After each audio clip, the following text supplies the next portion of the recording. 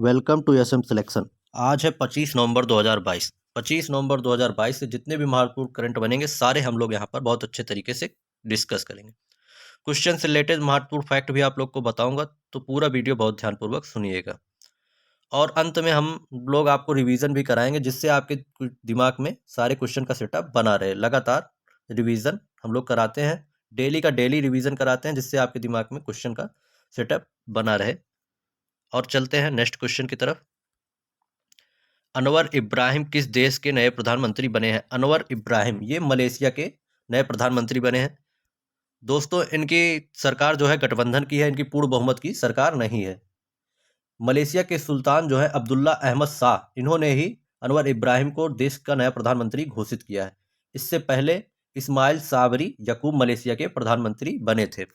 अब वर्तमान में कौन है? अनवर इब्राहिम जो है मलेशिया के प्रधानमंत्री घोषित किए गए हैं। मैप में ये देखिए आप, है ये है मलेशिया। इंडोनेशिया के जस्ट ऊपर है मलेशिया। मलेशिया के बारे में जानते हैं। मलेशिया की राजभाषा मलय है तथा राजधानी कालालपुर है। यह दक्षिण चीन सागर को दो भागों में विभाजित करता है। 9 अगस्त 1965 को सिंगापुर से अलग होकर मलेशिया एक स्वतंत्र राष्ट्र के रूप में बन गया था। मलेशिया दक्षिण पूर्व एशिया में स्थित एक उष्णकटिबंधीय देश है। नेक्स्ट क्वेश्चन पर चलते हैं। अभ्यास गरुड़ शक्ति 2022 भारत और किस देश के बीच शुरू हुआ है? गरुड़ शक्ति ये अभी इंडोनेशिया के बीच शुरू हुआ है। भारतीय विशेष बल के एक सैनिक टुकड़ी और इंडोनेशियाई विशेष बलों के एक सैनिक टुकड़ी के साथ द्विपक्षीय संयुक्त प्रशिक्षण अभ्यास गरुड़ शक्ति में भारतीय विशेष बल की सैनिक टुकड़ी भाग ले रही है। इसका आयोजन कहाँ हो रहा है? इंडोनेशिया में इसका आयोजन किया जा रहा है। 21 नवंबर को शुरू हुआ है और इसका मुख्य उद्देश्य है विशेष बलों के बीच समझ सहयोग को बढ़ावा देना। इसके पहले जो है समुद्र शक्ति अभ्यास भी भारतीय और इंडोनेशिया की नौसेना के बीच समुद्र शक्ति अभ्यास सितंबर 2021 में हुआ था। और आइए कुछ जान लेते हैं प्रमुख अभ्यासों को। भारत और ओमान के बीच नसीम अल बहर अभ्यास। भारत और अमेरिका के बीच टाइगर ट्रम्प ब्रज प्रहार युद्ध अभ्यास अभी हाल ही में उत्तराखंड में हुआ है। भारत और फ्रांस के बीच गरुड़ वरुण शक्ति। गरुड़ और शक्ति। गरुड़ शक्ति इंडोनेशिया, गरुड़ को अलग कर दिया जाए, शक्ति को अलग कर दिया जाए तो क्या हो जाएगा? फ्रांस। भारत और ब्रिटेन इंद्रधनुष अजय वारियर कोंकण। भारत और बांग्लादेश संप्रीति युद्धाभ्यास बोंगो सागर। भारत और जापान धर्म गार्जियन सैन्यू मैत्री जेमैक्स। चलिए नेक्स्ट क्वेश्चन की तरफ चलते हैं। वेरी वेरी इंपॉर्टेंट क्वेश्चन मित्रों। बाजरा के अंतर्राष्ट्रीय वर्ष का प्री लॉन्च समारोह कहाँ आयोजित किया गया है? ये नई दिल्ली में आयोजित किया गया है बाजरा के अंतर्राष्ट्रीय वर्ष का प्री लॉन्च। मित्रों, 2023 में यूएन ने बाजरा वर्ष घोषित करने की बात की है। उसी का प्री लॉन्च जो समारोह है वो नई दिल्ली में आयोजित किया गया है। मित्रों, इसकी जो मेजबानी करेंगे हमारे कृषि मंत्री और विदेश मंत्रालय इस विशेष समारोह की मेजबानी कर रहे हैं। 60 से अधिक देशों के प्रतिनिधियों ने हिस्सा लिया है। हमारे जो कृषि मंत्री हैं वो नरेंद्र सिंह तोमर हैं। विदेश मंत्री जो हैं वो एस जयशंकर जी है। 60 से अधिक देश प्रतिनिधि में हिस्सा ले रहे हैं नई दिल्ली में। नेक्स्ट क्वेश्चन पर चलते हैं। साउंडिंग रॉकेट RH 200 का सफल परीक्षण किसने किया है? साउंडिंग रॉकेट RH 200 का सफल परीक्षण किसने किया है? ये अभी हाल ही में इसरो ने किया है। RH 200 लगातार जो है 200वां सफल परीक्षण है ये इसरो के द्वारा। RH का मतलब होता है मित्रों रोहिणी। इसका उपयोग मौसम विज्ञान, खगोल विज्ञान और अंतरिक्ष भौतिकी में के लिए किया जाएगा। साउंडिंग रॉकेट को वैज्ञानिक प्रयोग करने के लिए उपयोग किया जाता है। सतीश धवन अंतरिक्ष केंद्र आंध्र प्रदेश के श्री हरिकोटा में स्थित है। विक्रम साराभाई 1963 से 1972 तक भारतीय अंतरिक्ष अनुसंधान इसरो के पहले अध्यक्ष थे। मोस्ट इंपॉर्टेंट है, इसको आप लोग देख सकते हैं कि विक्रम साराभाई 1963 से 1972 तक भारतीय अंतरिक्ष अनुसंधान संगठन इसरो के पहले अध्यक्ष थे। वर्तमान में अध्यक्ष कौन है? एस सोमनाथ। आइए इसरो के बारे में जानते हैं। इसकी स्थापना 15 अगस्त 1969 को हुई थी। यह भारत की राष्ट्रीय अंतरिक्ष एजेंसी है। यह आंध्र प्रदेश के श्रीहरिकोटा में सतीश धवन अंतरिक्ष केंद्र में से अपना अंतरिक्ष रॉकेट लॉन्च करता है। इसका मुख्यालय मित्रों बेंगलुरु में है। इसके वर्तमान के अध्यक्ष एस सोमनाथ हैं। नेक्स्ट क्वेश्चन पर चलते हैं। भारतीय नौसेना का हिंद प्रशांत क्षेत्रीय संवाद 2022 कहाँ शुरू हुआ है? यह अभी नई दिल्ली में शुरू हुआ है। भारतीय नौसेना का हिंद प्रशांत क्षेत्रीय संवाद 2022। भारतीय नौसेना का हिंद क्षेत्रीय संवाद नई दिल्ली में शुरू हुआ है। इसका उद्देश्य मित्रों हिंद प्रशांत क्षेत्र से जुड़े समुद्री मुद्दों का विचार विमर्श बढ़ाना है। भारतीय नौसेना के बारे में हम लोग जानते हैं। भारतीय नौसेना की स्थापना 26 जनवरी 1950 को हुई थी। यह रक्षा मंत्रालय के अंतर्गत आता है। राष्ट्रपति नौसेना का सर्वोच्च कमांडर होता है। तीनों सेनाओं का सर्वोच्च कमांडर कौन होता है? राष्ट्रपति होता है। वर्तमान में नौसेना के अध्यक्ष एडमिरल आर हरि कुमार हैं। नौसेना दिवस 8 दिसंबर को मनाया जाता है। प्रसार भारती के द्वारा स्थापना की रजत जयंती कब मनाई है? प्रसार भारती के द्वारा स्थापना की रजत जयंती कब मनाई है? ये 23 नवंबर को मनाई। 23 नवंबर को प्रसार भारती स्थापना दिवस था, उसी में मनाया गया है।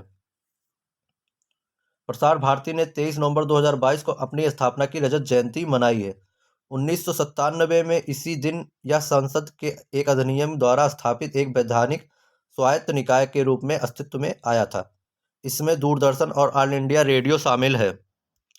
आइए जानते हैं प्रसार भारती के बारे में। इसका मुख्यालय नई दिल्ली में है।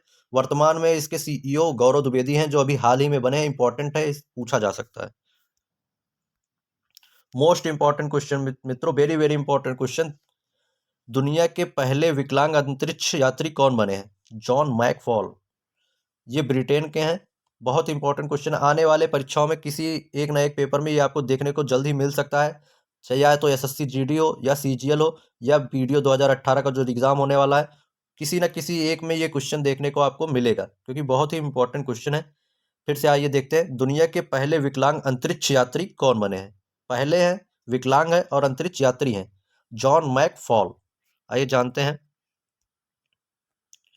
यूरोपीय अंतरिक्ष एजेंसी ने पूर्व ब्रिटिश पैरा ओलंपिक धावक को जॉन मैकफॉल को चयन किया है। 22 देशों की यूरोपीय अंतरिक्ष एजेंसी। आइए जानते हैं यूरोपीय अंतरिक्ष एजेंसी के बारे में। यह 22 सदस्य देशों वाला एक अंतर्राष्ट्रीय संगठन है जो यूरोप की अंतरिक्ष क्षमता के विकास को प्रदर्शित करता है। यह अपने सदस्यों के वित्तीय और बौद्धिक संसाधनों को समन्वित करता है। इसका मुख्यालय पेरिस में है। इसकी स्थापना 1975 में हुई थी। नेक्स्ट क्वेश्चन की तरफ चलते हैं। तेनजिंग नोर्गे एडवेंचर अवार्ड 2021 किसे प्रदान किया गया है? ये नैना धाकड़, शुभम धनंजय, कुंवर भवानी, उपरोक्त सभी, ये सभी लोग को दिया गया है तेनजिंग नोर्गे एडवेंचर। इसमें 15 लाख रुपए की पुरस्कार राशि प्रदान की जाती है। इसकी स्थापना 1994 में तेनजिंग नोर्गे की याद में की गई थी। तेनजिंग नोर्गे थे कौन? ये नेपाली मूल के एक भारतीय थे, जिन्होंने 29 मई 1953 को न्यूजीलैंड के एक पर्वतारोही एडमंड हिलेरी के साथ माउंट एवरेस्ट फतह किया था। इन्हीं की याद में हम लोग मनाते हैं। इन्हीं की याद में यह पुरस्कार दिया जाता है। यह पुरस्कार पर्वतारोहण, स्काई डाइविंग, खुले पानी में तैराकी जैसे साहसी खेलों में दिया जाता है। कटक बल यात्रा किस राज्य से संबंधित है जिसने अभी गिनीज वर्ल्ड रिकॉर्ड बनाया है? ये कटक कहाँ पे है? कटक आप लोगों को पता होगा, उड़ीसा में है। इन्होंने अभी गिनीज वर्ल्ड में रिकॉर्ड बनाया है। एक कार्यक्रम में बल यात्रा उत्सव के दौरान 22 स्कूलों के 2100 से अधिक छात्रों ने कागज की नाव बनाकर वर्ल्ड रिकॉर्ड दर्ज किया है। कटक की बल यात्रा राज्य के सबसे बड़े ओपन एयर व्यापार मेले के लिए विश्व रिकॉर्ड को वैश्विक मान्यता प्राप्त करने का प्रयास किया गया था। अर्बन गब्बरू। आइए आज के अंतिम प्रश्न पर चलते हैं। अर्बन गब्बरू के ब्रांड एम्बेसडर कौन बने हैं? ये सुपरस्टार प्लेयर वर्तमान में जो फॉर्म में चल रहे हैं, सूर्य कुमार यादव।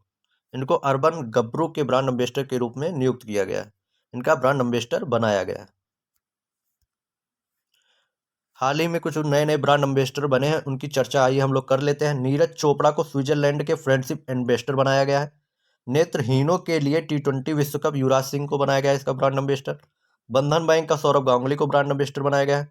गल्फ आयर लुब्रिकेट्स का ब्रांड एम्बेसडर स्मृति मंधाना को बनाया गया है, एक महिला भारतीय क्रिकेटर है। रोहित शर्मा और उनकी पत्नी रितिका सचदेह को मैक्स लाइफ इंश्योरेंस का ब्रांड एम्बेसडर बनाया गया है। लियोनेल मेसी को बायजूस का ब्रांड एम्बेसडर बनाया गया है और उत्तराखंड का ब्रांड एम्बेसडर ऋषभ पंत को बनाया गया है। आइए कुछ पिछले दिनों का रिवीजन कर लेते हैं हम लोग।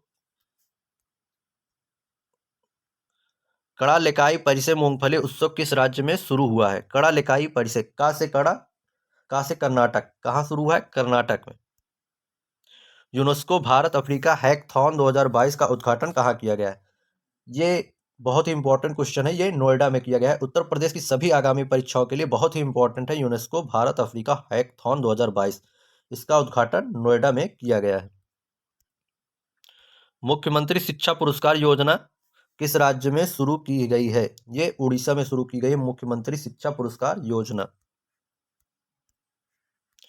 सेबेस्टियन वेट्टल किससे संबंधित है जिन्होंने संन्यास की घोषणा की है? बहुत इंपॉर्टेंट क्वेश्चन ये भी है, क्योंकि जो कभी कभी जो संन्यास की घोषणा करता है और इम्पोर्टेंट रहता है व्यक्ति, तो परीक्षाओं में पूछ लिया जाता है। फार्मूला 1 से संबंधित थे सेबेस्टियन वेट्टल।